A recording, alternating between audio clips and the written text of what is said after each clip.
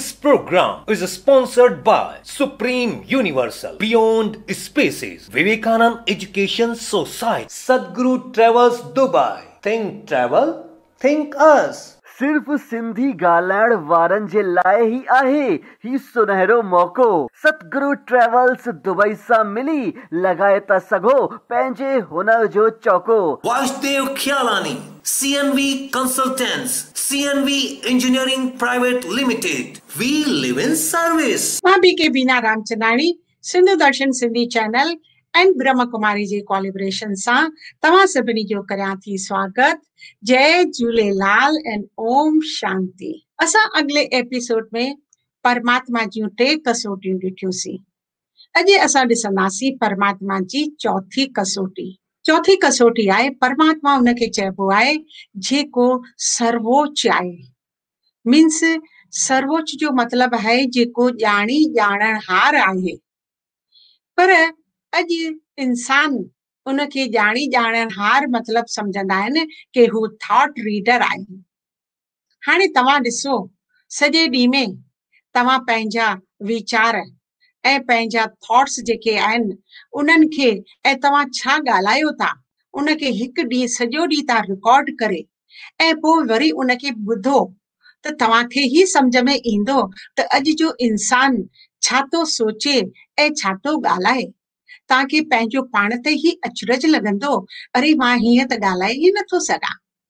त परमात्मा उहो असांजा ई वीचार ॿुधी करे बि कंदो छा? ॿियो चयो वियो आहे कि परमात्मा हिकु हिकु पत्तो बि परमात्मा जे मर्ज़ी खां सवाइ नथो हिले। हाणे तव्हां मूंखे ॿुधायो, तव्हांजे बिल्डिंग में अगरि हिकिड़ो वण हुजे त उन वण में केतिरा पत्ता आहिनि? तव्हां ज़रा उनखे मूंखे ॻणे करे ॿुधाईंदा त हिकु वण में केतिरा पत्ता आहिनि? त सॼी संसार जा हेतिरा पत्ता जेकॾहिं परमात्मा सिर्फ़ हिलाईंदो ई रहंदो त ॿियो कमु छा कंदो? क्यों? उन जे लाइ चयो वियो आहे कि सिज जो अचणु, चंड सितारनि जो, प्रकृतिअ जो जेको कमु आहे उहो परमात्मा थो करे। साइंस त प्रूव कयो आहे कि इहो त प्रकृतिअ जो नियम आहे। चोथो चवंदा आहिनि कि परमात्मा ॿार ॾिनो त परमात्मा ॾिनो ऐं वरी वरितई त उन ॾिनो, यानी कि दुख ऐं सुख परमात्मा ई थो ॾे। हाणे तव्हां मूंखे ॿुधायो, अॼु कलयुग जे में बि जेकॾहिं के माइट आहिनि उन जो ॿार अगरि माउ पीउ जो ध्यानु बि नथो रखे, पर तॾहिं बि माइटनि जे दिलि मां त सिर्फ़ उन्हनि जे लाइ दुआऊं ई निकिरंदियूं। कॾहिं बि हू पंहिंजे औलाद खे को बि दुख ॾियणु न चाहींदा। त पोइ हू परमात्मा जेको सॼे संसार जो मालिक आहे उहो असांखे कीअं दुख थो ॾेई सघे? इहो सभु त असांजे कर्मनि जो ई आधार ई आहे। ऐं पोइ आख़िर परमात्मा करे छो थो? आख़िर परमात्मा करे छा थो? उन खां सभिनि खां पहिरीं असां ॾिसंदासीं त परमात्मा खे हिन संसार में अचण जी ज़रूरत ई छो पई? श्रीमद भागवत गीता में परमात्मा वाइदो कयो आहे त जॾहिं संसार में अति धर्म भ्रष्ट ऐं अति कर्म भ्रष्ट जी हालत थींदी तॾहिं मां अवतार वठंदसि। इन ते मूंखे हिकु गीत यादि थो अचे, देख तेरे संसार की क्या हालत हो गई है भगवान, कितना बदल गया है इंसान। त हाणे परमात्मा खे इंसान खे बदलजण जे लाइ उन जा वीचार, उन जा संस्कार, उन जे व्यवहार खे बदलण लाइ त छा हू आसमान मां असांजे लाइ आकाशवाणी कंदो? ऐं सपोज हू आकाशवाणी करे बि थो त अॼु जे इंसान खे त मथे आसमान में ॾिसण जो त को समय ई न आहे, सॼो ॾींहुं हू बिज़ी लॻो पियो आहे। ॿियो हू छा असांखे मथां फोन कंदो? ऐं जेकॾहिं कंदो बि त असांजो मन ऐं ॿुद्धीअ जो फोन सॼो ॾींहुं ॾिसंदा बिज़ी लॻो पियो आहे, अजायुनि ॻाल्हियुनि में, अजायूं परेशानियुनि में, या त कुझु ख़रीदारनि में, या त पंहिंजनि ई चिंताउनि में। त हुनजो त फोन हुनखे त हमेशह इंगेज ई ईंदो। ॿियो चवंदा आहिनि कि परमात्मा हिन संसार में अवतार वरिता, घणेई यूनियन में आया। हाणे तव्हां मूंखे ॿुधायो, जेकॾहिं परमात्मा सपोज कंहिं पंछीअ में या कंहिं जानवर जे तन में बि अवतार वठंदो ऐं उहो जानवर या पंछी जॾहिं असांखे कुझु बि सम्झाईंदो त छा असां उन्हनि जी भाषा सम्झी सघंदासीं? इंसान खे ई सुधारणो आहे त परमात्मा त इंसान जे ई तन में अवतार वठंदो। इन करे चयो वियो आहे परमात्मा खे त्रिमूर्ति शिव। हाणे सपोज तव्हांखे हिकु फैक्ट्री आहे, तव्हां उनजा मालिक आहियो, त तव्हांखे उन फैक्ट्री हलाइण जे लाइ घणेई माण्हुनि जी ज़रूरत पवंदी। तव्हां उन्हनि खां ई उन फैक्ट्री जो कार्य कराईंदा, तव्हां ज़रूर वेंदा, उते संभाल कंदा, पर कार्य पाण न कंदा। त परमात्मा त हिन सृष्टिअ जो मालिक आहे, त हू पाण कुझु कमु नथो करे, हू त आहे ई निराकार। त हुनखे आधार थो वठिणो पवे, ऐं उहो आधार आहे के मनुष्य तन जो। हिते बि परमात्मा जे लाइ इहो ई चयो वियो आहे कि परमात्मा जंहिं बुज़ुर्ग जो तन थो वठे उनजो हुन नालो रखियो ब्रह्मा, प्रजापिता ब्रह्मा। तव्हांखे मां चित्र थी ॾेखारियां, उनमें ॾिसंदा कि परमात्मा खे क्रिश्चियनिटी में God चयो वियो आहे। God माना G stands for a generator, O stands for operator and D stands for a destroyer। मतलब परमात्मा हिन संसार खे चेंज करण जे लाइ इहे टे सूक्ष्म देवताउनि खां कार्य थो कराए। के परमात्मा जा इहे जेके टे कर्तव्य आहिनि कि हिन सृष्टिअ जी जेका आहे रचना उहो ब्रह्मा जी थो कनि, ऐं हिन सृष्टिअ जी पालना विष्णु जी था कनि। ऐं जॾहिं हिन सृष्टि में अति धर्म भ्रष्ट ऐं कर्म भ्रष्ट संसार थिए थो, तॾहिं शंकर जी अची करे उनखे रिजनोवेट था कनि, मीन्स डिमोलिश करे उनखे रिजनोवेट कंदा आहिनि। त असां ॾिसंदासीं कि इवन श्री सत्यनारायण जी कथा में बि चयल आहे कि परमात्मा हिन संसार में जॾहिं आया तॾहिं उन्हनि हिकु बुज़ुर्ग ब्राह्मण जो तन जो अवतार वरितो, ऐं पहिरीं सभिनि खां पहिरीं उन्हनि उनखे ई सुधारियो। मीन्स सभिनि खां पहिरीं उन्हनि जेको दिव्य ज्ञान ॾिनो त उहो इन ब्रह्मा जी खे ई ॾिनो, ऐं ब्रह्मा जी उनखे पंहिंजे जीवन में अपनाए करे पंहिंजो जीवन सफल कयो। ऐं जॾहिं हुन ॾिठो कि ॿिया बि माण्हू तमामु दुखी आहिनि त हुन इन ज्ञान ॾियणु शुरू कयो ॿियनि खे, ऐं उन्हनि जो बि सफल जीवन कयो। उन करे चवणी आहे त जॾहिं केरु इंसान पंहिंजी बुद्धीअ सां कमु न कंदो आहे त चइबो आहे कि जॾहिं ब्रह्मा पंहिंजी अकल बांटे रहियो हो, अकल माना सम्झ माना विज़डम, जॾहिं हूअ इहा विज़डम ॾेई रहियो हो त छा तॾहिं तव्हां सुम्हिया पिया हुआ छा? मीन्स ब्रह्मा अची करे हिन संसार खे सॼो नयो ठाहियो। हर कंहिं जा वीचार जेके हुआ उन्हनि खे बदिलियो, उन्हनि जे व्यवहार खे बदिलियो, उन जे संस्कारनि खे बदिलियो। तंहिंखां पोइ तव्हां ॾिसंदा ॿियो देवता आहे विष्णु जी। हाणे तव्हां हिन चित्र में ॾिसंदा टिनी देवताउनि खे। हिन में चित्र में असां ॿ देवताऊं वेठल ॾेखारिया आहिनि, ब्रह्मा जी ऐं शंकर जी खे, पर हिन चित्र में असां विष्णु जी खे बीठल ॾेखारियो आहे। छो? छाकाणि त तव्हां ॾिसंदा प्रजापिता ब्रह्मा कुमारी जी जेका संस्था आहे, उन्हनि जे संस्था में जेको ज्ञान ॾिनो वियो आहे उन जो इहो मेन एम एंड ऑब्जेक्ट आहे। मतलब कि हुननि जो मेन एम एंड ऑब्जेक्ट आहे कि नर ऐसी करने करे जो श्री नारायण बने ऐं नारी ऐसी करने करे जो श्री लक्ष्मी थिए। त इहो ई मेन एम एंड ऑब्जेक्ट खणी करे असां ॾेखारियो आहे। तव्हां ॾिसंदा जॾहिं असां सत्यनारायण जी कथा कंदा आहियूं त उन में विष्णुअ जी मूर्ति ज़रूर रखंदा आहियूं, ऐं तव्हां ॾिसंदा उन मूर्ति में विष्णु जी जा 4 हथ ॾेखारियल आहिनि। हाणे तव्हां मूंखे ॿुधायो, अगरि कंहिं इंसान खे 6 आङुरियूं बि हूंदियूं आहिनि त हू पंहिंजी 6 आङुर लिकाईंदो आहे, ॾेखारींदो न आहे, छो त उनखे एबनॉर्मल चयो वेंदो आहे। त हिनखे 4 हथ आहिनि। 4 हथ मतलब जंहिं घर में इहो मेन एम एंड ऑब्जेक्ट असांखे सेखारे थो त 2 विष्णु जी जा हथ आहिनि ऐं 2 लक्ष्मी जी आहिनि। तव्हां ॾिसंदा ॾियारी में बि जॾहिं असां लक्ष्मी जी पूजा कंदा आहियूं त उन में बि असां लक्ष्मी जी खे 4 हथ ॾिठा हूंदा। त सत्यनारायण जी कथा में विष्णु जी जा 2 हथ अॻियां आहिनि ऐं लक्ष्मी जी जा पुठियां आहिनि, पर ॾियारी में जॾहिं लक्ष्मी जी पूजा कंदा आहियूं त लक्ष्मी जी जा हथ 2 अॻियां आहिनि। चवण जो मतिलबु this is the symbolic sign of the unity. जंहिं घर में श्री लक्ष्मी ऐं श्री नारायण जी यूनिटी हुजे, मतलब तव्हां ॾिसंदा अॼु घर गृहस्थी में माण्हू रहनि था त उते जेको लक्ष्मी जी चवे ऐं विष्णु जी उनखे मञे ऐं जेको विष्णु जी चवे उनखे लक्ष्मी जी मञे, त यूनिटी घर में रहंदी त सुख ऐं शांति ज़रूर रहंदी, त असां श्री लक्ष्मी नारायण जहिड़ा थी वेंदासीं। हाणे तव्हां ॾिसंदा विष्णु जी जा हथ खाली न आहिनि, पर उन्हनि में 4 अलंकार आहिनि। असां तव्हांखे मेन एम एंड ऑब्जेक्ट त ॾिनो कि घर में असांखे यूनिटी रखणी आहे, पर उन यूनिटी रखण जो रस्तो कहिड़ो आहे? त इहे जेके 4 अलंकार ॾिना विया आहिनि, हिकु आहे हथ में तव्हां ॾिसंदा सुदर्शन चक्र। सुदर्शन चक्र जो अर्थ छा आहे? माण्हू चवंदा आहिनि श्री कृष्ण जी सुदर्शन हलायो ऐं शिशुपाल जो गलो कटियो। हाणे भॻवान थी करे बि जेकॾहिं कंहिंजो गलो कटींदो त असां छा भॻवान वटि वेंदासीं? असां खां त घणेई ग़लतियूं थींदियूं आहिनि।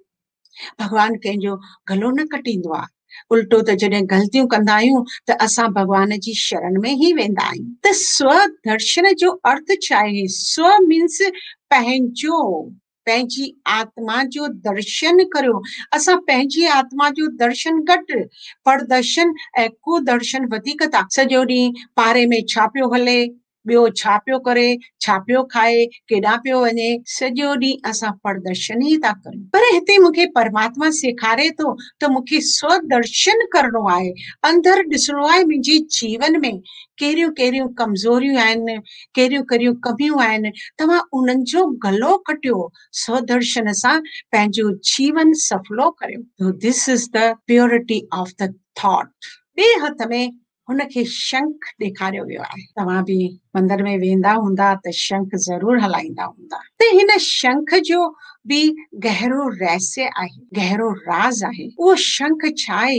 तव्हां वटि हर कंहिं इंसान वटि उहो शंख आहे ई आहे। शंख मतिलबु जॾहिं शंख असां वॼाईंदा आहियूं त दूर दूर तक उनजी ध्वनि वेंदी आहे। त असांजो बि शंख ई असांजो मुख आहे। असां मंदर में त शंख वॼाए ईंदा आहियूं, पर जॾहिं घर में ईंदा आहियूं त उहे ई कुवचन चई करे, गुस्सो करे करे पंहिंजे जीवन में परेशानियूं आणींदा आहिनि। शंख माना उन मां मधुर ध्वनि, जंहिंसां बि ॻाल्हायूं त मधुर ऐं सुरीलो ई ॻाल्हायूं, पंहिंजा रिलेशन सभिनि सां सुठा रखूं। This is the symbolic sign of purity of words.